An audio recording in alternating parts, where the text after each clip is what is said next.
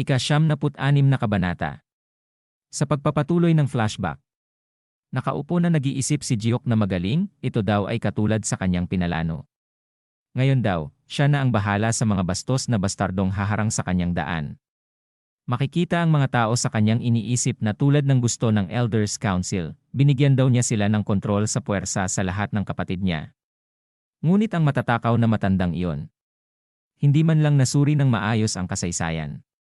Sinabi pa niya na ito daw ang mga lalaking nangako ng kanilang katapatan sa kanya. Ngayon, ang Tang family na wala silang lahat ay sa kanya lamang. Nakangiting sinasabi pa ni Ji-hook na hindi daw niya lubos maisip na ito ay medyo madali mula pa lamang sa simula. Makikita sina Ji-hook at ang batang si Chan na sinasabi nito na pagkatapos daw niyang pekein ang pananambang.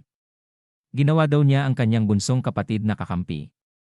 At habang ang bunso namin ang nag-aasikaso kay Jichul, siya daw naman ang nag-aasikaso sa iba pang walang kwenta at mahihina nilang kapatid.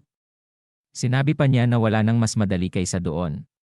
Sigurado daw siya na ang lason ay dapat magkaroon na ng epekto ito sa kanya ngayon. Nakatingin pa at naging singkit ang mata na sinasabi pa niya na maghintay lang daw ang kanyang sweet little brother.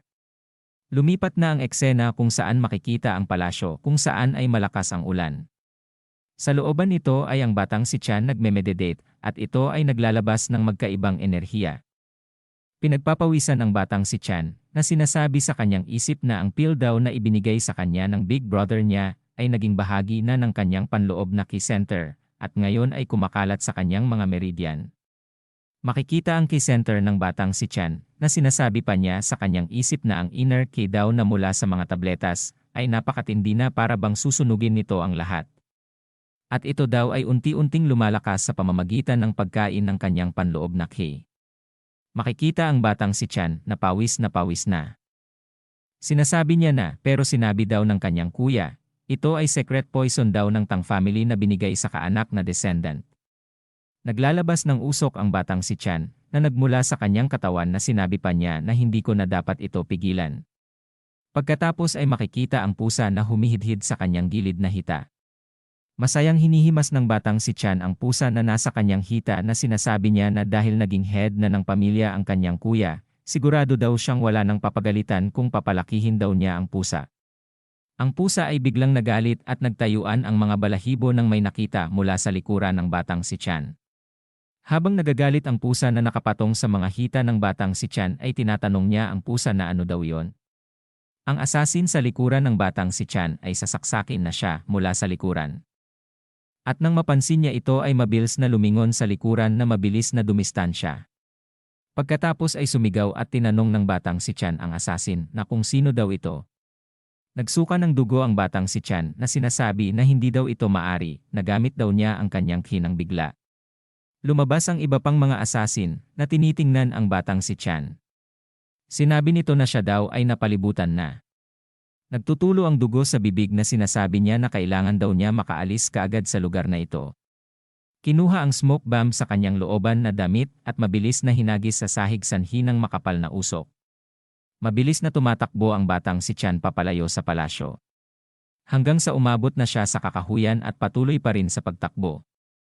Tumalon siya sa mataas na bangin pagkatapos sinasabi niya sa kanyang sarili na ito daw ay masama. Habang mabilis pa rin siyang tumatakbo. Sinabi pa niya na gamit ang inner ki niya ito daw ay mabilis na kumalat ang lason sa katawan niya. Ito daw ay nagpapabaliw sa kanyang ki center. Makikita ang mga kunay sa ere na mabilis na tumama sa likod ng batang si Chan dahilan ng pagsigaw niya ng sakit. Mabilis itong bumagsak sa lupa na nakadapa. Naglalakad ang asasin papunta sa batang si Chan na may nakatarak sa likuran na isang kunay.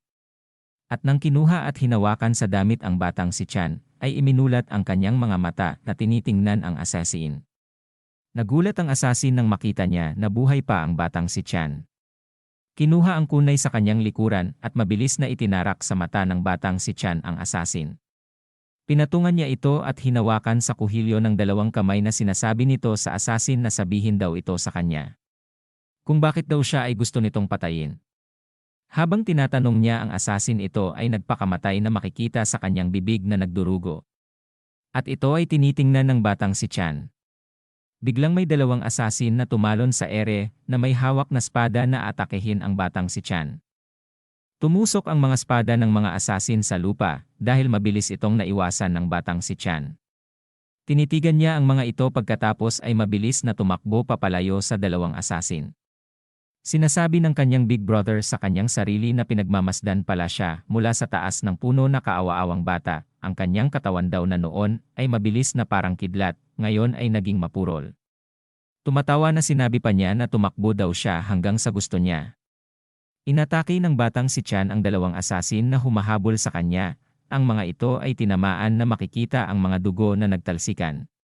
Habang inaatake niya ang mga ito ay sinasabi niya na hindi daw ito maari. At isang tao ang kanyang naaalala at sinabi niyang muli na hindi daw yon maari. At patuloy na inaatake niya ang asasin at isang imahe na naman ang kanyang naalala na inaabutan siya ng isang apol. Pagkatapos ay inangat ang dalawang palad na tinitingnan niya at halos maiyak na siya at tumutulo ang mga dugo sa kanyang mata, bibig na sinasabi niya na hindi daw ito totoo. Makikita ang kanyang key-center na unti-unti nang nababasag. Pagkatapos ay sumuka ito ng dugo na sinasabi niya na hindi daw ito maari na ang kanyang big brother na si Jiak Tang ang may kagagawa ng mga ito. Isang paa ang lumalakad na papalapit sa kanya na sinasabi na wala na daw siyang silbi ngayon. Na ikinagulat ng batang si Chan habang tinatakpan niya ng kamay ang kanyang bibig na patuloy sa pagsuka ng dugo. Nakaluhod ito habang tinitingnan ng kanyang big brother ang batang si Chan. Naglabas ng mga kunay ang kanyang big brother na nilagyan niya ng birding aura. Pagkatapos ay itinutok sa langit at itinira ang mga kunay na tinatawag niya itong heaven encompassing downpour. Mabilis na bumabagsak ang mga ito na parang isang ulan na tinitingnan ng batang si Chan na nakaupo lang sa lupa. Nakatingala na sinasabi pa niya na big brother. Sa lakas ng ginawang atake ng kanyang big brother makikita ang gilid ng bundok ay nagkabasag-basag kung saan ang batang si Chan ay nakaupo.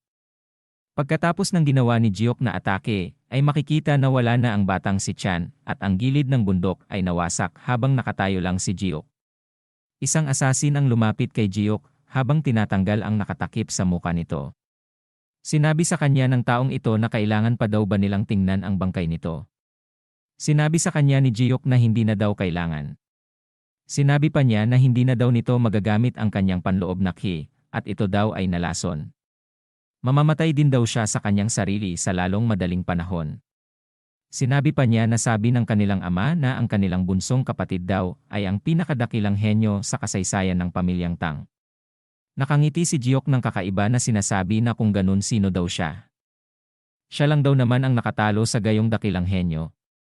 Ang mga tauhan na asasin ni Jiok Tang ay isinuntok ang mga kamao sa palatanda ng paggalang na sinisigaw na ang pinuno ng pamilyang Tang, ang pinakadakila sa ilalim ng langit. Lumiwanag ang mga mata ni Jiok Tang na lumingon sa mga alagad nito na sinasabi na tama daw iyan, siya nga daw ito na si Jiak Tang. At dito na po nagtatapos ika-96 na kabanata.